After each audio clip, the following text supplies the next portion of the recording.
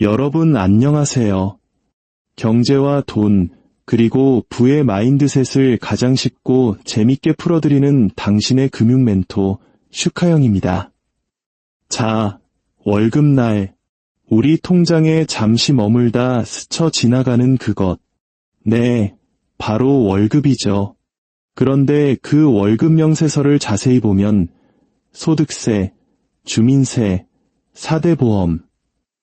아니, 내 돈인데 왜 이렇게 떼어가는 게 많을까요? 오늘은 바로 이 지긋지긋하지만 피할 수 없는 세금에 대한 이야기를 해볼까 합니다. 여러분의 지갑과 지적 자산을 지키는 가장 확실한 방법, 구독과 좋아요 누르시고 오늘 이 지혜의 축복 꼭 받아가세요.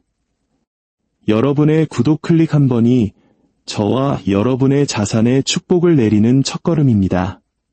자, 세금. 인류 문명이 시작될 때부터 존재했습니다. 농업이 문명을 탄생시켰다면 세금은 그 문명의 형태를 만들었다고 해도 과언이 아니에요.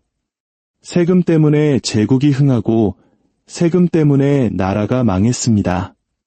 지금 우리가 사는 사회구조, 정부가 일하는 방식, 이 모든 것의 뿌리에는 세금이 있습니다. 그래서 우리는 이 돈 내는 역사가 대체 어떻게 시작됐는지 한번 제대로 파헤쳐 볼 필요가 있습니다. 놀랍게도 세금의 시작은 종교적인 의무였습니다. 지금이야 종교, 통치자, 국가가 분리되어 있지만 고대 사회에서는 이 셋이 그냥 하나였어요. 재정일치 사회였죠.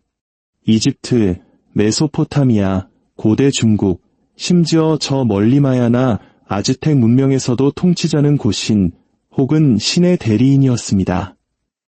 그러니 왕에게 무언가를 바치는 건 법적인 의무 이전에 신성한 종교적 의무였던 거죠.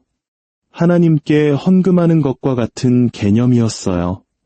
고대 문명의 세금은 크게 두 가지 형태였습니다. 바로 노동력과 11조입니다. 당연히 이때는 지금 우리가 쓰는 돈이라는 개념이 없었으니까요. 모든 세금은 현물로 냈습니다. 첫 번째, 노동력으로 내는 세금. 당시 거의 모든 자유민 남성은 1년에 몇 달씩 나라를 위해 노동력을 제공할 의무가 있었어요. 이걸 부역이라고 하죠. 여러분, 이집트의 거대한 피라미드, 중국의 만리장성, 그게 다 어떻게 지어졌겠어요? 바로 이 노동 세금으로 만들어진 겁니다. 물론 모두가 이 제도를 좋아한 건 아니에요. 고대 바빌로니아에서는 이 노동 의무를 짐이라고 불렀다고 합니다. 오늘날 우리가 세금 부담이라는 말을 쓰는 게 괜히 그런 게 아니었나 봅니다. 그리고 그때나 지금이나 돈 있고 빽 있는 사람들은 어떻게든 이걸 피하려고 했죠. 자기 대신 노예를 보내거나 돈 주고 사람을 사서 대신 일을 시켰습니다. 당연히 불법이었지만 무슨 주민등록증이 있는 것도 아니고 신원 확인이 제대로 안 되던 시절이라 그냥 내가 왜요 하고 보내면 그만이었죠. 흙수저들은 뼈 빠지게 일하고 금수저들은 빠져나가는 예나 지금이나 참 씁쓸하죠? 두 번째 세금은 바로 11조입니다. 자기가 수확한 곡식이나 가축의 일부를 국가, 즉 신전이나 왕에게 바치는 거죠. 문제는 메소포타미아 같은 곳의 정부들이 이 시스템을 악용하기 시작했다는 겁니다. 그냥 거둘 수 있는 건 모조리 다 걷었어요. 숨 쉬는 것 빼고 다 세금을 매겼다고 할 정도였죠. 이런 세금 징수는 종교적 기원을 가졌기 때문에 그 과정 자체도 하나의 거대한 의식이었습니다. 예를 들어 고대 이집트에서는 2년에 한 번씩 세금을 걷는 행사가 열렸는데 파라오가 직접 왕국 전체를 순회하며 백성들 앞에 나타나 세금을 걷었습니다. 신이 직접 강림해서 헌물을 받는 장면을 연출한 거죠. 백성들 입장에서는 안 낼 수가 없었을 겁니다. 시간이 흐르면서 세금 징수는 단순히 정부를 유지하는 수단을 넘어 거대한 제국을 건설하는 핵심 동력이 됩니다. 바로 페르시아 제국이 그 대표적인 예죠. 전성기 페르시아는 지금의 리비아에서 파키스탄까지 이르는 어마어마한 영토를 가졌습니다. 이 광대한 제국을 어떻게 유지했을까요?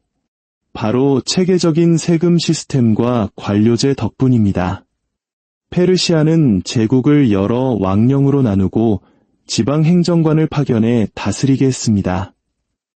그리고 이 행정관들에게 충성의 대가로 그 지역에서 거둔 세금의 일부를 떼어줬죠. 사실상 세계 최초의 정교한 관료 시스템을 만든 겁니다. 이건 단순히 제국을 통치하는 것 이상의 효과를 낳았습니다. 이 지방 행정 거점들은 제국 전체의 정보와 물류 허브 역할을 했어요. 도로 곳곳에 설치된 역참과 함께 여행하는 관리, 사신, 군대가 보급품을 얻는 안정적인 공급 지점이 되었습니다. 덕분에 광활한 영토를 가로지르는 이동이 훨씬 쉬워졌고 제국의 혈맥이 원활하게 돌 수 있었죠.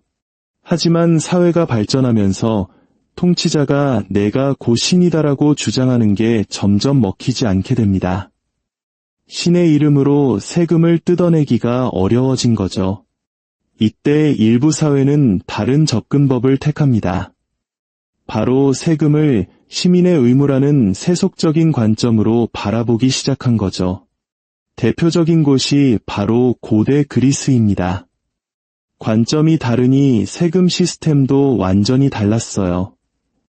고대 그리스의 대부분 도시국가에는 정기적인 세금이라는 개념 자체가 없었습니다.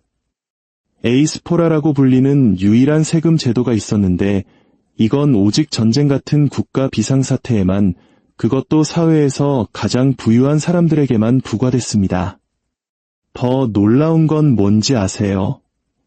만약 세금 부과를 받은 부자가 나보다 더 부자인 저 사람은 왜 세금 안 내냐고 생각하면 세금 납부를 거부하고 이의를 제기할 권리까지 있었다는 겁니다.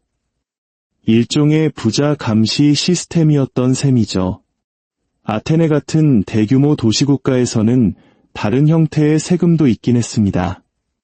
하지만 이 역시 정부배를 불리기 위한 게 아니라 시민들의 복지를 위한 최소한의 세금이었습니다.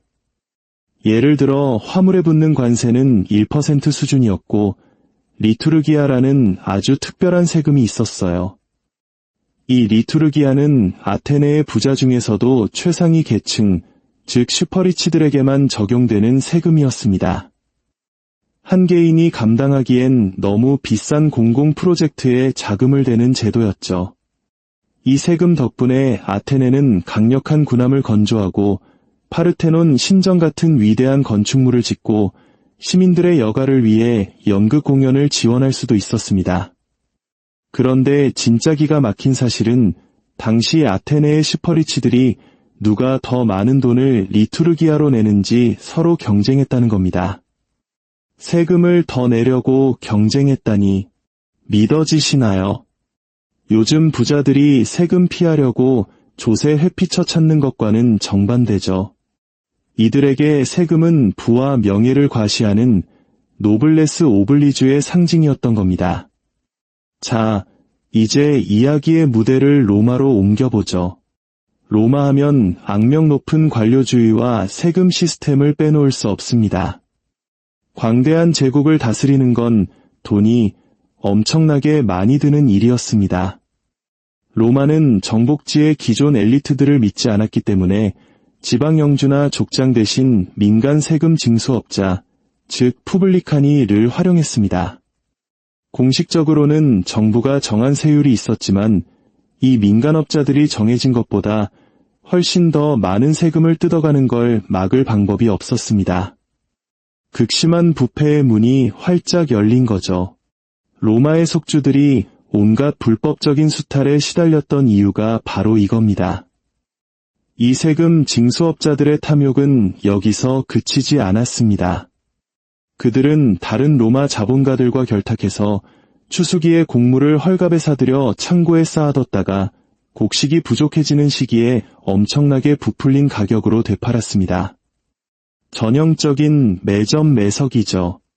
당연히 많은 사람들은 생존을 위협받을 정도로 힘들어졌습니다. 설상가상으로 이 세금 징수업자들은 불법으로 번 돈을 다시 현지 사람들에게 빌려주면서 초고금리 이자를 받아 챙겼습니다. 완전 사채업자나 다름없었죠. 성경에서 왜 세리, 즉 세금 징수원을 죄인들과 한 묶음으로 취급했는지 이제 좀 감이 오시죠? 로마 제국은 거대한 상비군을 유지하느라 항상 돈이 부족했습니다. 그렇다면 논리적으로는 관리들의 부패부터 단속하는 게 맞겠죠? 하지만 로마 정부는 정반대의 길을 걸었습니다. 오히려 일반 시민들에게 더 많은 세금을 부과했어요. 수백 년간 면제해줬던 이탈리아 본토 시민들에게 토지세를 다시 부과했고 상업활동에 온갖 통행료와 수수료를 붙였습니다. 심지어 더 많은 세금을 걷기 위해 제국 내 모든 사람에게 시민권을 부여하는 꼼수까지 썼습니다. 시간이 흐르면서 사람들은 정부에게 아무것도 기대하지 않게 됐습니다. 그저 더 많은 세금을 뜯어갈 것이라고만 생각했죠. 결국 로마 제국 말기에 특히 서방에서는 수많은 시민들이 침략자들의 편에 서서 함께 싸웠다는 사실은 전혀 놀라운 일이 아닙니다. 세금 때문에 나라를 버린 겁니다. 여러분, 군대, 사회 기반 시설, 행정 시스템 같은 문명의 필수 요소들은 한 개인이 감당하기엔 너무나 큽니다. 바로 이 지점에서 세금이 필요하죠. 세금은 크고 필수적인 비용의 책임을 사회 전체가 나누어지게 하는 훌륭한 도구입니다. 하지만 딱 거기까지여야 합니다. 국가가 세금을 시민의 복지가 아니라 자신들의 배를 불리는 데 사용하기 시작하면 그 순간부터 폭정이 시작됩니다. 우리는 인류 역사 속에서 시대를 막론하고 지역을 막론하고 이런 사례를 너무나도 많이 봐왔습니다. 그래서 고대 그리스인들이 만들었던 그 세금 구조가 오늘날 우리에게 시사하는 바가 큰 겁니다. 부자들이 세금을 더 내려고 경쟁하는 사회라니 정말 독특하고 흥미로운 세상이지 않았을까요? 세금의 본질은 결국 함께 잘 살기 위한 약속이라는 것을 우리는 잊지 말아야 할 겁니다.